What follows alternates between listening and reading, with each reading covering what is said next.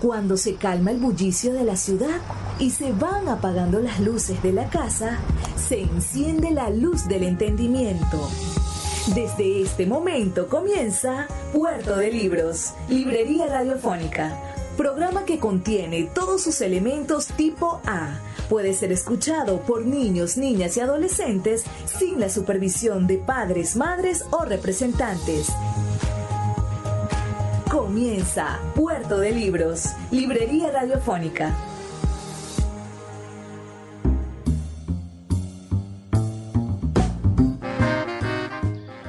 Bienvenidos a Puerto de Libros, Librería Radiofónica, este espacio maravilloso que hacemos con tantísimo cariño para todos ustedes todas las noches de la Red Nacional de Emisoras Radio Fe y Alegría. Les habla Luis Peroso Cervantes, su servidor, su guía en este viaje por el mundo de los libros, por los mares de la imaginación, por esos océanos gigantescos llenos de palabras.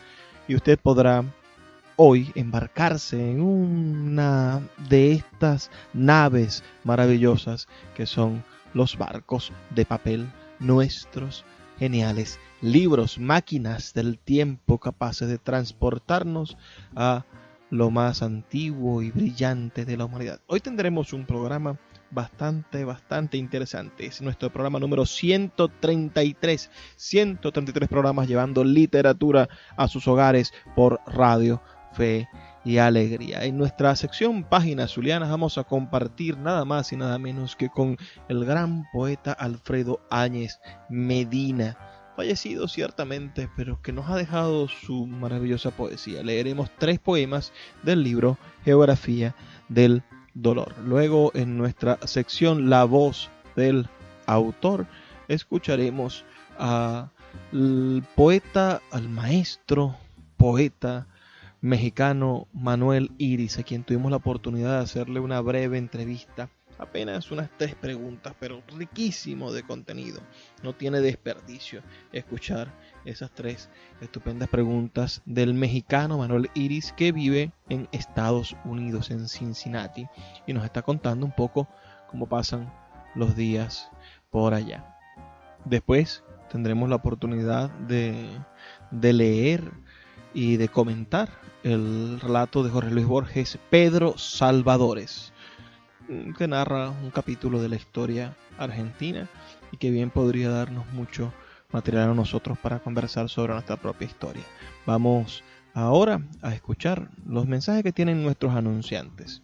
Claro, esas personas que anuncian con nosotros son personas brillantes, no tanto porque nos ayuden a nosotros a hacer posible esto, sino porque creen en el país, y ustedes deberían creer con ellos. Una cosa importante, algo que quería decirles antes de escuchar los anunciantes, es que agradezco mucho los mensajes de texto que nos envían, los mensajes por WhatsApp y algunos tweets que nos han ido dejando. Esa retroalimentación, ese saber que están ustedes del otro lado, es muy importante para nosotros. Yo agradezco profundamente cada uno de los mensajes que ustedes nos hacen llegar. Así que si estás en este momento escuchando Puerto de Libros, Librería Radiofónica, si estás a bordo de esta nave de la imaginación, por favor házmelo saber. Envíanos un mensaje de texto al 0424 672 3597, 0424 672 3597 es nuestro medio de contacto directo. Un mensaje de texto, un mensajito de WhatsApp, también en nuestras redes sociales @librería radio, en Twitter y en Instagram nos encontramos. También en Facebook, si colocas Librería Radiofónica, nos vas a encontrar. Si quieres escuchar nuestros programas anteriores, hoy estamos emitiendo el 133, pero tenemos otros 132 programas grabados, listos, con toda la información sobre la literatura venezolana dispuesta para que tú y los tuyos se alegren y consigan nuevos libros todos los días. Si quieres escuchar los programas anteriores, está en nuestra página web radio.puertodelibros.com.be. Ahí también puedes dejarnos un mensajito, programa que escuches, que te guste, comentas en la entrada del programa. Toda nuestra plataforma de podcast está dispuesta para ello. Y si te gusta más YouTube, bueno, hay unas 60 o 70 entradas a esta altura ya subidas en YouTube partes de nuestras secciones, pequeños fragmentos, 13 minutos de información de poetas zulianos, venezolanos, de comentarios, de ideas acerca del mundo. Todos están dispuestos allí para ti, para que no haya límite en la manera en la cual nos acercamos y creamos un mundo posible de la literatura. Agradezco mucho, de verdad, los mensajes que nos hacen llegar. No olvides escribirnos al 0424 672 3597. Ahora sí, vamos a escuchar los mensajes que tienen para nosotros nuestros anunciantes, esas personas que hacen posible que Puerto de Libros llegue a tus radioreceptores, a tus oídos, esta noche de literatura, de radio, fe y alegría. Sultana del Lago Editores es una empresa zuliana de servicios editoriales. Nuestro catálogo tiene más de 100 títulos de autores nacionales e internacionales. Además, somos la única editorial que presta servicios de impresión bajo demanda en Maracaibo. No necesitas invertir en grandes tirajes. Tus lectores pedirán tu libro, nosotros lo imprimiremos y tú obtendrás regalías. Por ello, también editamos internacionalmente en Amazon y Google Play Books. Conoce más en nuestra nueva página web www.sultanadelago.com o siguiéndonos en Instagram como @sultanadelago.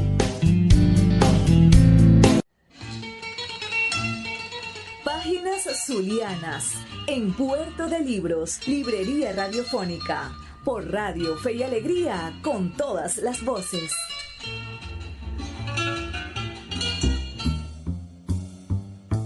Hoy en nuestra sección Páginas Zulianas leeremos algunos poemas, realmente 3 poemas relacionados con la ciudad del poeta zuliano Alfredo Áñez Medina, de su libro que permaneció inédito hasta hace poco, su libro Geometría del Dolor. Sin mayor cortapisa, vamos a comenzar de una vez con estos 3 maravillosos poemas de Alfredo Áñez Medina. Ciudad de hojarascas. Una furia de hojarascas se proyecta en los rostros, hospitales sombríos que se enferman de sí mismos al mirarse, geometría del césped, arco de arboledas, frascos de tinieblas, reloj de insomnio, cadencia de las horas ya esfumadas, piraguas de selvático distrito, fugaz germen de oro, lago vacuno, enfermo de serpientes y exhaciones, ciudad que rememora su olvido, su quemada basílica sin raza, vastamente cenan a su sombra su vieja mentira en imagen. Ciudad a quien debo las piedras y la voz de mi origen, la raíz de mis gritos, la bárbara tinta de la sangre. Vendedores de obscuridad, traficantes de miedo, de olvidos, yo lo llamo diadema de sol, o claustro de exilio, o mercados. La llamo pueblo sin nadie, con la luz deambulando muladares. Días en las ciudades. Se presiente algo de sombra, un olor a sangre en las ciudades, a sudores de hueso, a humos, a lágrimas, a escozor de pólvora. Algo como una trepidación de incendio se esconde con los dientes de furia en las esquinas, una ferocidad de rostros, increchendo de gritos. Se presiente en el aire como un rumor de reses degolladas, sus mugidos de sangre depositan la furia en las azoteas. Un entusiasmo de espadas se sube en los balcones, paredes. El tumulto de sangre desnuda a la gente en las plazas. Se funde con el cielo el sonido de marzo en los suburbios. El sol contará mudo colecciones de cabezas en los patios. Los ahorcados tendrán en la lengua un crepúsculo de rosas. Los perros lamerán sus ojos de silencio y espumas. Gentes de la ciudad. La madrugada arde cansada en su estación de perros y violines. Culmina en los ríos su estancia de violetas o desvanes. El cielo es solo un piélago de bárbaros tambores y camisas. escarcha de arenas silenciosas, faro de limones, esta ciudad de ladinos y tahúres, buscavidas, ratas de intención y asamblea, de callejones sombríos donde aún sale el diablo por la tarde, pone en la cabeza y en las manos su feroz redundancia, gotea la frescura del cielo en las guayabas, maduras cereales, un perfume de mangos aletea en los pájaros, uva de abejas, sosegados jardines de naranjos donde culmina el alba. No hay nadie en esas calles que llaman otro clima. El sol anda perdido, dibujando el trigo en las glorietas.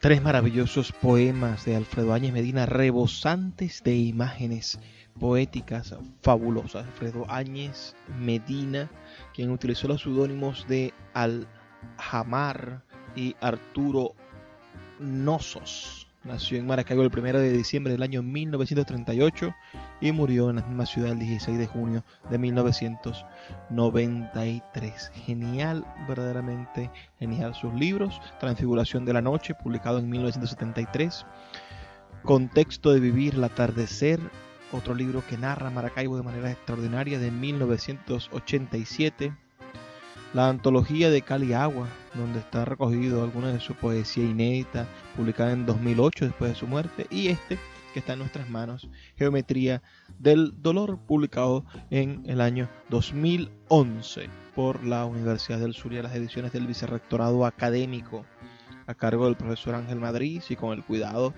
de Jesús Ángel Semprún Parra asesorando esas ediciones. Esto ha sido verdaderamente un placer. Ustedes deberían seguir leyendo a Alfredo Áñez Medina. No lo confundan con su hermano Alberto Áñez Medina, que ciertamente también es poeta, aunque de otra estirpe, de otra calidad. Yo creo que el mejor de los poetas de esa familia, sin duda, fue Alfredo Áñez Medina. Excelente poeta. La poesía de Alberto es muy diferente y de menor calidad, y espero que ustedes disfruten de verdad de Alfredo. Me gustaría poder brindarle más tiempo, más voces a Alfredo Áñez Medina. Quizás lo hagamos, sobre todo porque él ve a Maracaibo de una manera diferente, la ve a la luz de la sorpresa luminosa, del destello. Entonces habla de la Maracaibo nocturna y siente que el sol está aún depositado en las cosas, en las piedras, en los árboles, en el mundo. No puedo decirles más. Me gustaría que ustedes leyeran más a Alfredo. Ciertamente. ¿Lo conocen? Antes habían escuchado de Alfredo Áñez Medina. Envíanos un mensaje de texto al 0424-672-3597 o en nuestras redes sociales @Librería Radio en Twitter y en Instagram. Haremos una pausa de 2 minutos para después continuar con nuestro programa Puerto de Libros, Librería Radiofónica.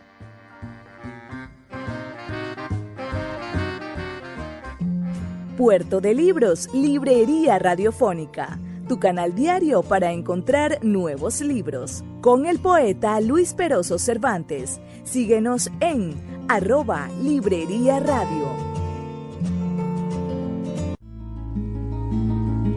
Escuchas Puerto de Libros, Librería Radiofónica, por Radio Fe y Alegría, con todas las voces. Seguimos en Puerto de Libros, Librería Radiofónica. En esta oportunidad estaremos conectados con el poeta Manuel Iris, mexicano, yucateco, autor de la antología La Luz Desnuda, que recoge buena parte de su poesía y fue editada por el Movimiento Poético de Maracaibo en el 2015 y de próxima reaparición en Sultana del Lago Editores. Es una antología preparada para los lectores venezolanos y que pronto estará disponible para todo el mundo a través de Amazon y Google Play Books. Manuel vive en Cincinnati, tiene posgrados en literatura latinoamericana por universidades de México y Estados Unidos. Esta noche va a compartir con nosotros un par de preguntas bastante breves, pero con muchísimo contenido. Nos está dando esta breve oportunidad de entrar en contacto con él. Ante todo, Poeta Manuel, quisiéramos pedirte un saludo para nuestra audiencia en Maracaibo y en todo el país a través de la Red Nacional de Emisoras de Fe y Alegría y nuestro programa Puerto de Libros. Y luego preguntarte cómo se está viviendo en Cincinnati el tema de la cuarentena por COVID-19. Hola, ¿qué tal, querido Luis? Es un gusto saludarte a ti y a todos los radioescuchas ahí en Maracaibo. Bueno, ¿cómo se está viviendo en Cincinnati la cuarentena por COVID-19? Debo decirte que en Estados Unidos esta es una situación muy extraña porque en estados como donde yo vivo, en el estado de Ohio, el gobernador ha sido muy cauto y muy cuidadoso y esa curva de la cual tanto se habla efectivamente se ha aplanado en el estado. Pero a nivel nacional, la administración presidencial ha sido desastrosa y el manejo del problema ha sido terrible. Entonces, lo que hay en Estados Unidos es gente esperando que alguien los proteja de su propio presidente, ¿no? En muchos sentidos. Entonces, el encierro, que eso ha sido, al menos en mi caso, ha sido prácticamente total. Yo soy maestro y he pasado todas mis clases online. Y entonces, dando las clases por internet, yo ya no tengo necesidad, no tengo la obligación de salir para mi trabajo diario. Salgo, por supuesto, a hacer algunas compras, a cosas para las que es imprescindible salir, pero he llevado 2 y hasta 3 semanas sin salir de mi casa, lo cual ha resultado en diferentes cosas, ¿no? En momentos de tristeza, en otros de alegría, porque pues aquí estoy con mi hija que tiene 2 años, con mi esposa, con mis libros, y bueno, he podido dedicar cierto tiempo a hacer cosas que de otra manera no haría, pero también ahora que todo es global, también existe esa tristeza, ¿no? Por lo que pasará con la gente que uno quiere. Tengo amigos que han sido infectados con este virus, tengo amigos de amigos que han sido infectados, familiares, etcétera. Mi esposa misma es enfermera y ella va a su trabajo, donde ya hay casos, bastantes además, de enfermeros como ella que han sido ya contagiados, ¿no? Entonces, esto se siente cerca y el encierro se siente muy necesario. Entonces es una combinación de incertidumbre y pues de especulación, ¿no? Ahora nos queda preguntarnos qué va a pasar, cómo será el mundo cuando eso termine. Responderte cómo se vive esto en Cincinnati es difícil también porque, como en cualquier lugar del mundo, diferentes personas con diferentes circunstancias están viviendo esto de una manera distinta. Yo tengo la suerte de estar tranquilo en mi casa. No todos la tienen. Poeta, pienso en un comentario que hacías hace unos años sobre el papel de ser docente en otro idioma diferente al de tu lengua materna. Hablabas de la manera en que redescubrías a Borges en una traducción al inglés. Sabemos que la lengua es un cuerpo flexible, elástico, que siempre nos sorprende por su manera de cambiar y estirarse para decir sin necesidad de romperse. ¿Cómo crees que ha influenciado en tu lenguaje poético y en tu vivir en los Estados Unidos, en la poesía que haces? ¿Y crees que eres un poeta mexicano en Estados Unidos o un poeta estadounidense de origen latino? Todo esto pensando que ya el español es la tercera lengua más hablada en ese crisol de identidades que es los Estados Unidos.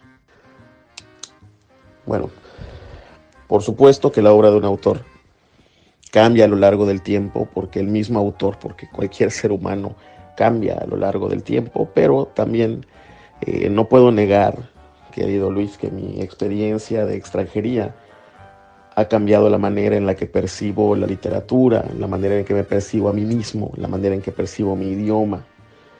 Y por supuesto que estos cambios han creado variaciones en lo que escribo, tanto en sus temas como en el modo en el que escribo. Mi poesía no es la misma.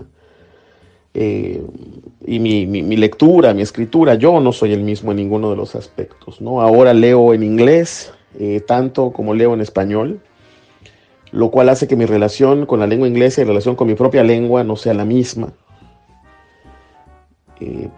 Soy mi propio traductor. Yo escribo, cuando escribo en español. Solamente puedo escribir poesía en español. Pero soy mi propio traductor al inglés, y cuando me estoy traduciendo, a veces me gusta más lo que está pasando en cierto verso, o con cierta palabra, o con cierta resolución en la versión en inglés, y voy y cambio el original, de modo que lo que antes era un proceso de traducción se ha convertido en parte de la edición y corrección del texto, ¿no? Entonces, la lengua inglesa se ha vuelto parte de mi escritura, no porque yo escriba en inglés, sino porque a la hora de traducir, regreso sobre mis propias huellas, ¿no? En el español. Además, la visión que tengo de mí mismo ha cambiado. Yo soy un poeta mexicano, soy un poeta latinoamericano, un poeta en lengua española que vive en Estados Unidos, pero aquí en Estados Unidos estoy en constante contacto con otros poetas de otros países de la lengua española, y cuando nos sentamos a platicar hablamos de poesía y hablamos cada uno de su país, pero también hablamos de estar aquí, ¿no? Entonces, esta extranjería se convierte en una segunda patria, ¿no?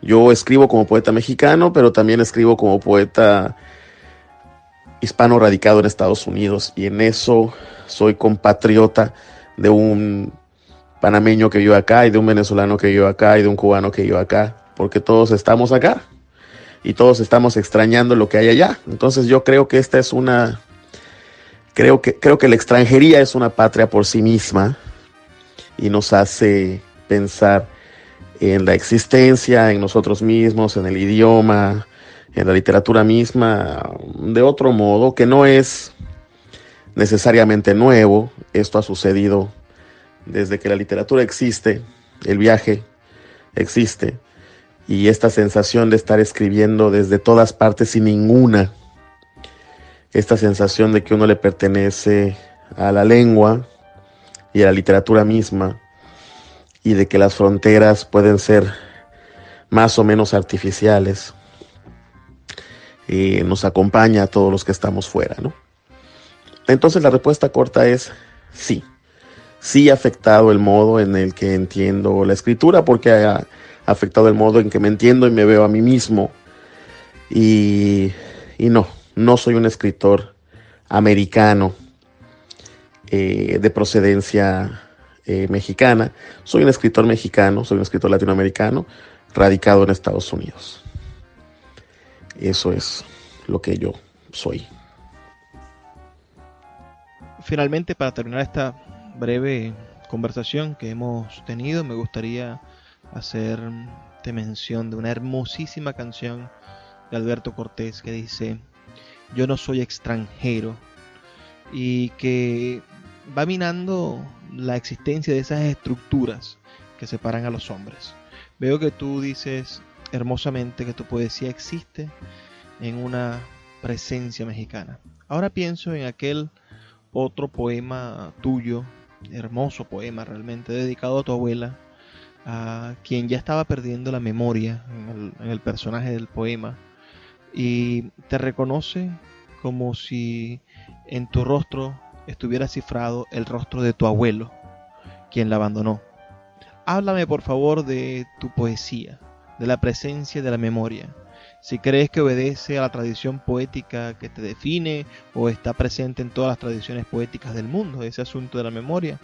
Y después, si crees que esa memoria es la posibilidad de generar identidades diferentes, es decir, de fraguar identidades independientes de lo humano, como si lo mexicano en sí existiera, o lo venezolano en sí, lo judío en sí, si la memoria nos sirve como punto de partida, como eje transversal para configurar esas identidades. Efectivamente, el poema que recuerdas tiene una marcada presencia de la memoria, que es una de mis obsesiones poéticas, no es la única.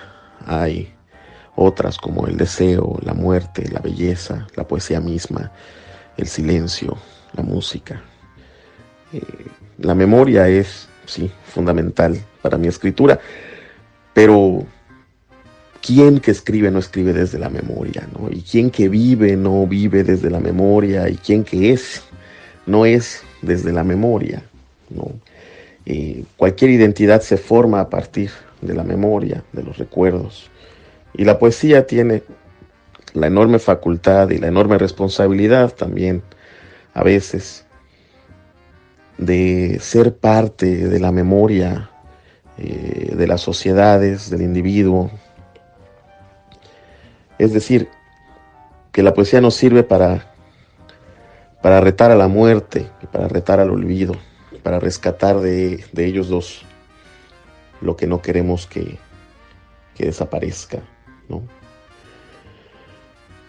Yo creo, sí, que la memoria nos da la posibilidad de generar identidades diferentes, como tú dices, identidades como lo mexicano, lo judío, etcétera. Pero antes de eso nos ayuda a generar la primera identidad que tenemos, que es la nuestra, ¿no?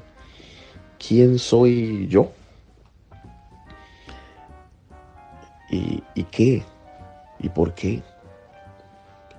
Y la memoria es de las pocas cosas en la existencia de las cuales estamos seguros, ¿no? Y a veces ni siquiera eso. Quiero decir que la memoria está ahí, recordándonos el pasado, pero solamente la intuición nos puede decir qué pasa con lo desconocido, ¿no? Y en ese espacio entre lo conocido y lo por conocerse, entre lo que se sabe y lo que se intuye, es que se escriben los poemas. Yo no soy un cronista,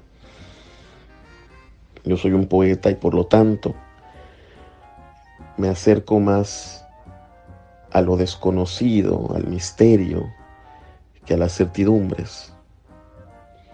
Por supuesto,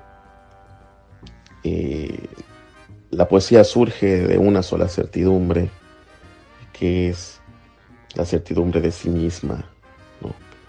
El silencio. Y bueno, yo creo que la memoria está allí, siempre, como pretexto, como fuente, como destino.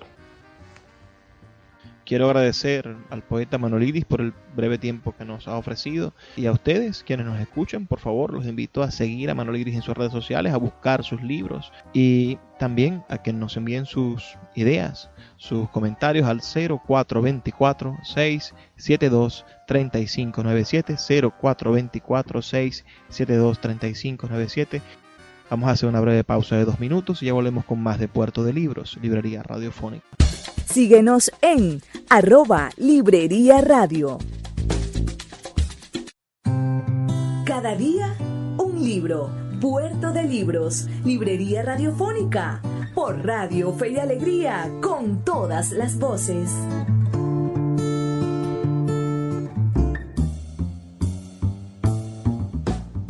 Hoy en nuestra sección Cada día un libro estaremos leyendo un cuento breve del gran escritor argentino Jorge Luis Borges. Es un cuento que a mí me parece que podríamos analizar, aunque el final del cuento nos dice, bueno, que estamos esperando encontrarle sentido, comprenderlo al final. Pertenece a su libro Elogio de la Sombra, del año 1969. Veamos que han pasado ya 50 años, 51 años desde que se escribió este cuento, que está ambientado en la Guerra Civil Argentina de los años, de las primeras 3 décadas del siglo XIX, entre 1828 y 1831 se desarrolló la Guerra Civil Argentina, que terminó, bueno, con el ascenso al poder de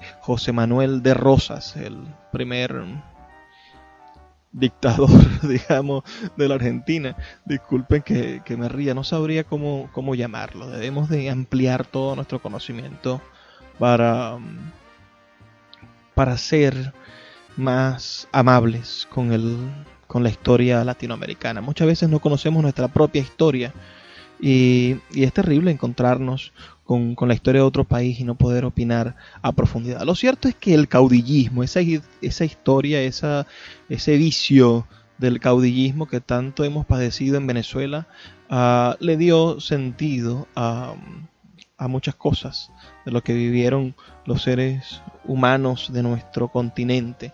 Y le ha dado sentido a la manera en la que funcionó el siglo XIX en todo el continente.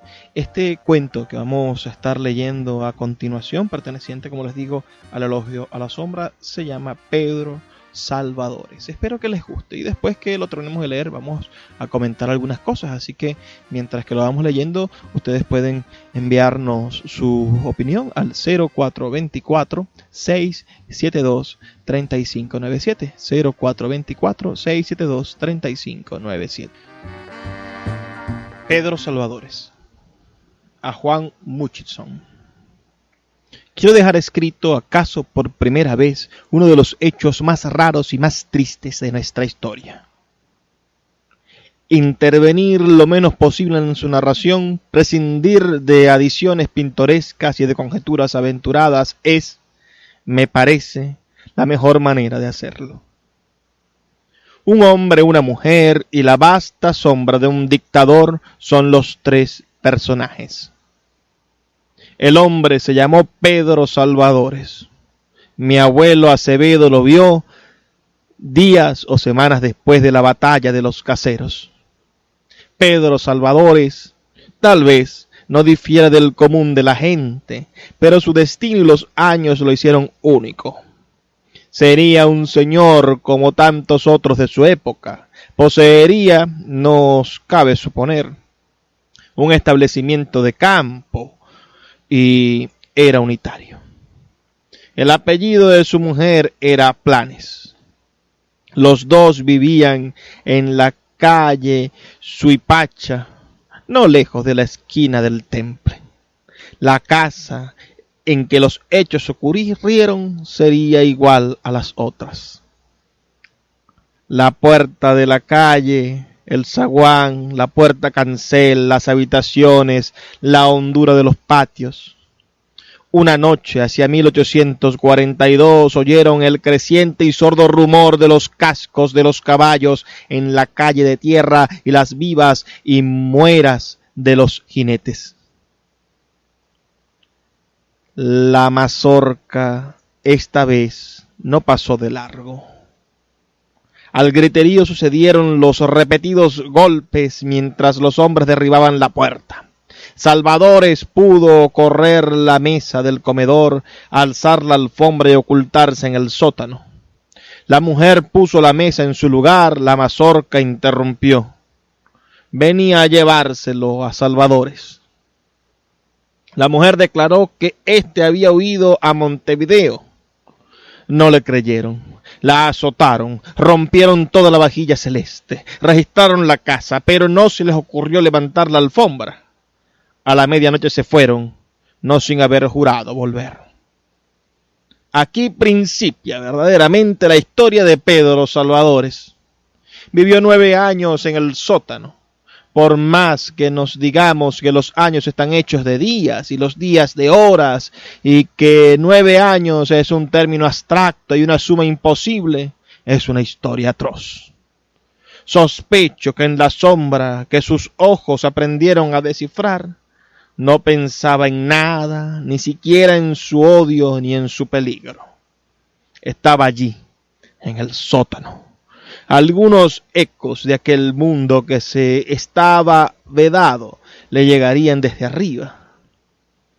Los pasos habituales de su mujer, el golpe del brocal y del balde, la pesada lluvia en el patio.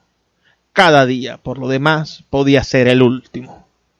La mujer fue despidiendo a la servidumbre que era capaz de delatarlos. Dijo a todos los suyos que Salvadores estaba en la banda oriental. Ganó el pan de los dos cociendo para el ejército. En el decurso de los años tuvo 2 hijos. La familia la repudió, atribuyéndolos a un amante. Después de la caída del tirano, le pedirían perdón de rodillas. ¿Qué fue? ¿Quién fue Pedro Salvadores? Lo encarcelaron el terror, el amor, la invisible presencia de Buenos Aires y finalmente la costumbre.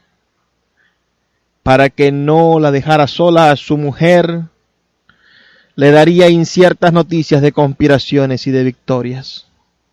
¿Acaso era cobarde y la mujer lealmente le ocultó que ella lo sabía?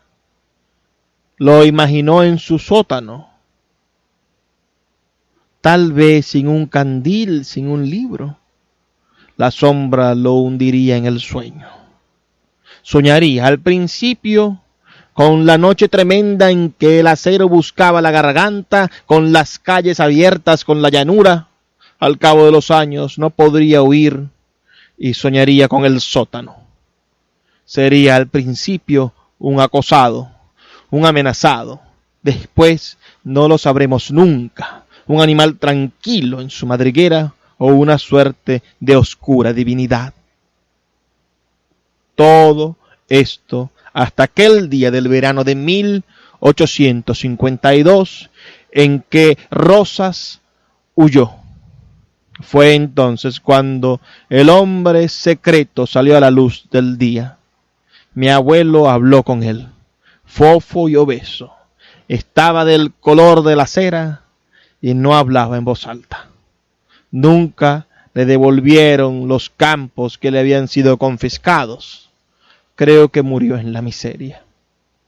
Como todas las cosas, el destino de Pedro Salvadores nos parece un símbolo de algo que estamos a punto de comprender. Esta narración de Borges que acabamos de terminar, bueno, tiene su aliciente histórico. Realmente sucedió en el sentido en el que no con el nombre de Pedro Salvadores, sino con el nombre de José María Salvadores. Existió un hombre en Buenos Aires, nacido en el año 1806 y fallecido en 1866, que fue un funcionario de la administración de correos de la provincia de Buenos Aires, José María Salvadores, cuyos hermanos todos estaban adheridos al Partido Unitario y fue perseguido durante el gobierno de Juan Manuel de Rosas. Esta historia, ¿no? Esta referencia del hombre escondido durante tantos años y que Borges le da tanta simbología de lo que son los miedos del ser humano, de lo que somos capaces de hacer por defender la vida. Lo mismo sucedía hace unos días cuando leíamos el libro del psiquiatra Víctor Frank, ¿no? Y nos preguntábamos cuál era el sentido de la vida. Por eso, si ustedes me permiten, vamos a repasar, a leer algunas cosas de la historia de este José María Salvadores, quien inspira el relato Pedro Salvadores de Jorge Luis Borges. Dice por aquí que el 5 de agosto del año 1940, Rosas, el general Rosas, envió una lista con un centenar de unitarios que habían huido. Entre ellos figuraba este señor, José María Salvadores. Sin embargo, Salvadores permanecía refugiado en el sótano de su casa. Su mujer vistió de luto y guardó el secreto hasta a sus mismos hijos. Y en cada noche, cuando los criados dormían, bajaba al sótano para llevarle comida y transmitir las novedades. Días después de la derrota del general Rosas en la batalla de Caseros, el 5 de febrero de 1952, y tras 12 años escondido, José María Salvadores apareció públicamente con una barba crecida hasta la cintura y deambulando por la ciudad de la mano de su esposa, con la consiguiente sorpresa de la población. Fue designado comisario encargado de pasaportes el 28 de mayo de 1952. Renunció al puesto el 29 de noviembre de 1955. Si bien en una oportunidad se le detuvo acusado de conspiración, fue liberado de inmediato. Falleció en su ciudad natal el 9 de abril de 1866. Esa es una historia curiosísima y Borges hace un relato genial donde nos pone a pensar acerca de la condición humana. Yo no sé si pudiera más bien releer esta parte, ¿no?, donde él se pregunta ¿quién fue Pedro Salvadores? Lo encarcelaron el terror, el amor, la invisible presencia de Buenos Aires y finalmente la costumbre. ¿Quién nos encierra? Podríamos preguntarnos nosotros esa misma serie de preguntas. ¿Quiénes son nuestros carceleros? ¿En qué momento nos convertimos en parte funesta de un juego en el cual estamos encerrados como en la caja de un mimo? Muchas veces nos encontramos presos a través de la mente, del miedo, del terror, y otras veces somos víctimas de unas circunstancias y solamente el encerrarnos nos da la capacidad de salvarnos, de conseguir una respuesta. Este es un relato muy curioso que nos puede poner a pensar en estos tiempos de cuarentena, en estos tiempos de extensión de la cuarentena. ¿Estamos nosotros de acuerdo con que debemos estar a resguardo en la casa? Y aunque muy pronto a muchos de nuestros compañeros, de nuestros amigos, de nuestros vecinos, las provisiones se les acaben, a nosotros mismos se nos acaben las provisiones y la economía se vaya a pique en muchos países, entonces encontraremos que quien nos está encerrando ya no es el virus, sino alguna de estas entidades que mantuvieron preso a Pedro Salvadores o a José María Salvadores, el verdadero héroe, supuesto héroe, no sé qué tipo de heroísmo puede haber en eso, de ese periodo del siglo XIX argentino. ¿Qué opinan ustedes? ¿Somos nosotros en la actualidad unos Pedro Salvadores? ¿Estamos encerrados? ¿Quién nos encierra? ¿Nos encierra el miedo, el hambre, la represión, el miedo a la persecución como a Pedro Salvadores? Vamos a hacernos preguntas que nos hace la literatura, que nos hace Borges y que de cierta manera nos hacen parte de los dilemas antiguos de la humanidad. Síguenos en @Librería Radio.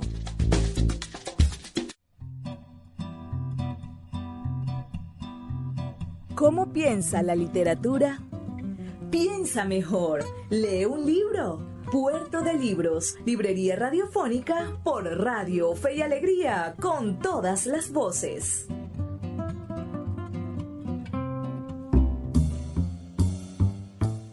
Llegamos así a la última sección de Puerto de Libros, librería radiofónica.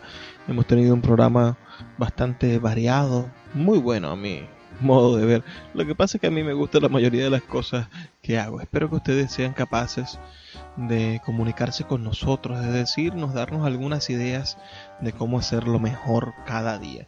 Van a ser recibidas con los brazos abiertos. Primero escuchamos al gran Alfredo Áñez Medina, un poeta olvidado por este país centralista, un poeta que no ha sido dado a conocer a nivel nacional y que lo más seguro es que en el momento en el que despunten sus libros, su primer libro publicado en el año 1973, imagínense, el momento en el que sus libros se den a conocer, su poesía maravillosa, vibrante, llena de energía, bueno, vamos a destronar a un montón de poetas que se hacen llamar poetas surrealistas, que tienen esos lenguajes enrevesados o esos crisoles literarios frente a los crisoles, frente a los colores, frente al caleidoscopio que es la poesía de Alfredo Áñez Medina.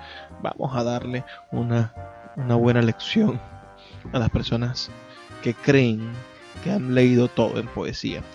Y me refiero a esto a nivel continental y a nivel mundial. tenemos que hacerlo, tenemos que esforzarnos por hacer que nuestros poetas lleguen mucho más lejos de lo que ya han logrado hacer por ellos mismos. Después, nada más y nada menos que tuvimos al gran Manuel Iris, este hombre que batalla, vive en la ciudad de Cincinnati, es maestro de educación secundaria en la universidad, en los colegios norteamericanos. Un tipo brillante realmente, y ustedes deberían de conocerlo y leerlo más. Es lo que más deseo, que se lleven a sus casas la intención de leer más a Manuel Iris. Él decía cosas importantes acerca de la identidad, ¿no? Y yo le preguntaba sobre ese creciente mundo de hispanos en Estados Unidos. La tercera lengua más hablada en Estados Unidos es el español. Y los índices de crecimiento de esa población hispana en Estados Unidos hablan de que en apenas 10 años va a ser la segunda lengua más hablada en todo Estados Unidos. Y estamos hablando de un país gigantesco, un país de más de 300 millones de habitantes. Entonces, ser un poeta hispano en Estados Unidos no es cualquier cosa. Y después nos encontramos con ese rarísimo texto de Jorge Luis Borges. Ese Elogio de la Sombra también, ese libro es un libro curiosísimo, es un libro que celebra de cierta manera su ceguera, ese mundo de penumbras que lo empezó a recorrer y lo fue dejando finalmente ciego. Pero en esa misma ceguera, bueno, él estudia este tipo de personajes, ¿no? Un personaje que pasó 9 años, según su relato, parece que en la vida real fueron 12, en la completa oscuridad de un sótano. La completa oscuridad de un sótano. ¿No es una ceguera también? Ha elegido Borges una ceguera diferente para narrárnosla. Ese Elogio de la Sombra. Imagínense ustedes, qué poder. ¿Y acaso nosotros no estamos también en un sótano, en esta crisis, dando palos de ciego, como diría el dicho popular, el refrán popular? La literatura debe servirnos para atar cabos. Si nosotros intentamos amarrar el discurso de la madrugada, de esa ciudad que tiene el sol poseído en las piedras y en el paisaje, y además una ciudad odiada de día, pero que de noche le sirve de elemento contemplativo al poeta, y lo unimos a la sed de la memoria y al uso del lenguaje de Manuel Iris para transformar y crear una identidad, y posteriormente nos encontramos con el miedo de Borges, podemos armar algunas reflexiones. La primera reflexión es que la literatura nos permite sutilmente criticar lo que somos y lo que nos dicen que somos. Nos dicen que somos una ciudad, en el caso de Maracaibo, una ciudad solar, que somos una ciudad despampanante de día. No podemos creerlo, porque la noche también es maravillosa. ¿Qué pasaría si nos dijeran que los venezolanos somos esto o somos aquello? Los venezolanos somos, somos narcotraficantes. El caso del estigma que se le impuso en los años 70 y 80 a los colombianos. Los colombianos fueron tachados por la técnica de las narcomulas, de narcotraficantes en el mundo. Donde iba un colombiano se sospechaba que el colombiano era narcotraficante, vendía drogas. Los clichés de las películas convirtieron a los colombianos en los vendedores de drogas y en los mafiosos. Entonces, así como a los italianos en los mafiosos de los años 50 y los años 40.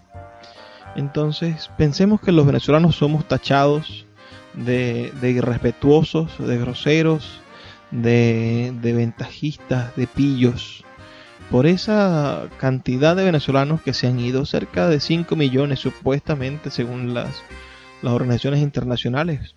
Otros dicen que son más, el gobierno dice que son menos. Lo cierto es que esa cantidad de personas crea un estigma de lo que es el venezolano.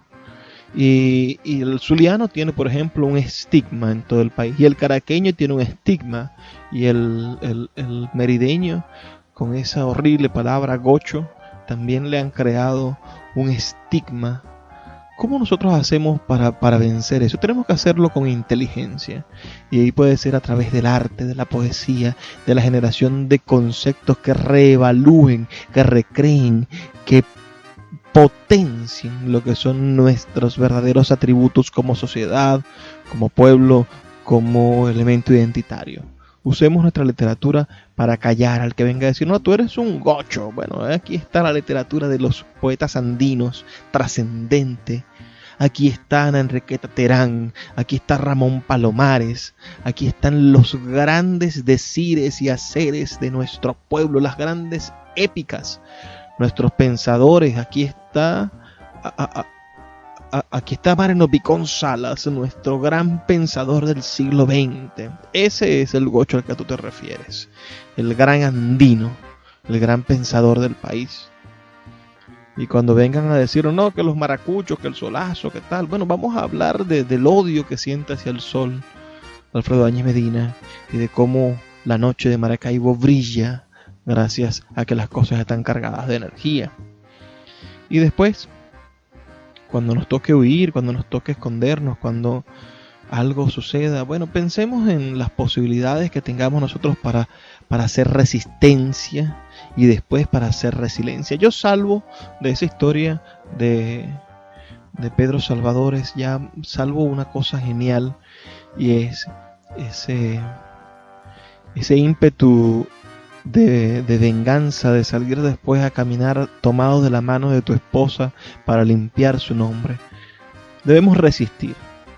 Así como la mujer fue acusada de cualquier cantidad de injurias, nosotros debemos resistir, porque llegará el momento, no de la venganza, porque la venganza no es pura, no es buena, sino llegará el momento de la justicia.